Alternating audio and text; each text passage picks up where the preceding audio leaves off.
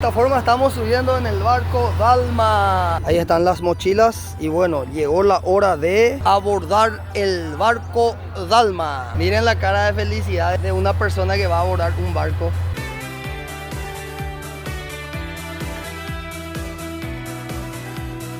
De esta forma estamos subiendo en el barco Dalma. Permiso, Marco. Adelante, amigo. Permiso.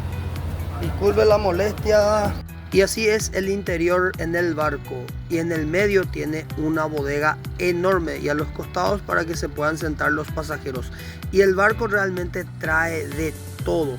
Frutas, verduras, electrodomésticos, todo lo comestible. Ahí por ejemplo se ve la bodega, trae cerveza, cosas por bolsa, bueno, de todo. Ahí los muchachos están trabajando, bajando la carga de las personas que fletaron el barco para traer sus mercaderías.